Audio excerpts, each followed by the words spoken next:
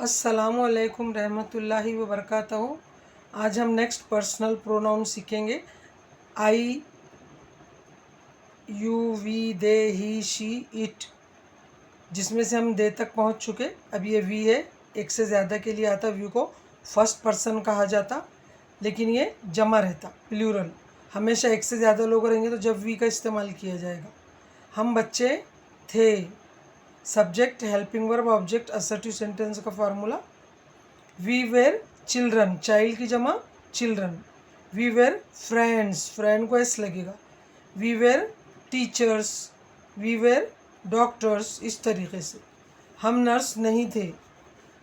Subject, helping verb, not, object. We were not nurses. जो subject के आगे S आया तो उसमें जमा में ई एस लगाया जाता। वर्बल क्वेश्चन, क्या हम डॉक्टर थे? Were we doctors. Helping verb लेंगे पहले, फिर सब्जेक्ट, ऑब्जेक्ट, क्वेश्चन मार्क। हाँ हम डॉक्टर थे। Yes we were doctors. क्या हम डाकिए थे? Were we postman. नहीं हम डाकिए नहीं थे। No we were not postman. इस तरीके से यह वर्बल क्वेश्चन का एक सही सवाल किया गया तो यस में जवाब, और गलत सवाल किया गया तो नो में जवाब। इस तरीके से हमारे हुए असर्टिव, निगेटिव और वर्बल। ये फार्मूले के मुताबिक आप आपका होमवर्क चेक कर सकते। वी मीन्स हम, हिंदी में अनेक वचन के लिए इस्तेमाल होता है, यानी जमा यानी plural. Subject, helping verb, object. हम औरतें थी। We were women. ई लगेगा, एक औरत रही तो ए रहता, वुमेन रहता। यहाँ पर ज़्यादा औरतें हैं तो वुमेन। हम टेलर नहीं थे। We were not tailors. Tailor को एस लगेगा, ये निगेटिव हो गया।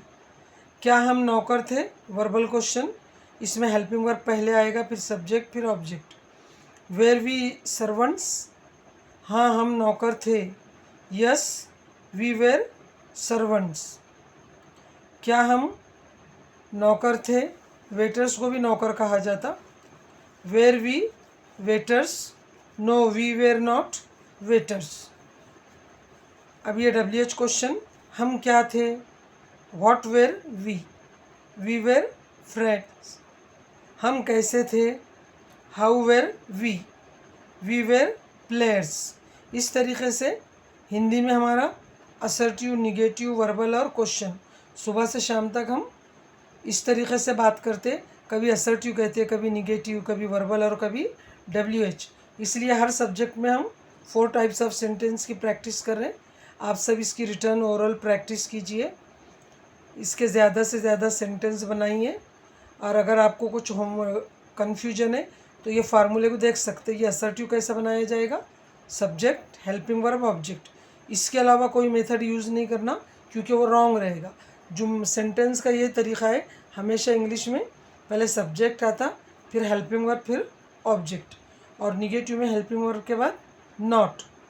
वर्बल में शक जाहिर कर रहे हो तो इसलिए हेल्पिंग वर्ब पहले लिया जाता, फिर सब्जेक्ट, फिर ऑब्जेक्ट। वर्बल का जवाब भी असर्टिव में दिया जाता और WH का जवाब भी असर्टिव में दिया जाता। कभी भी आप ये याद रखिए, you should keep in your mind.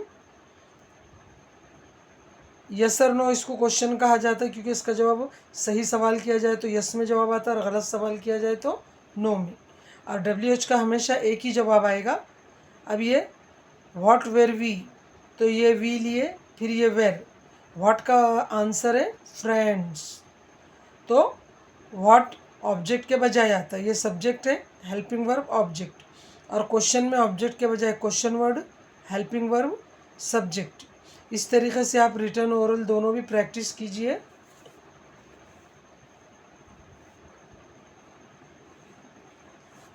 अब ये next, what were we were friends.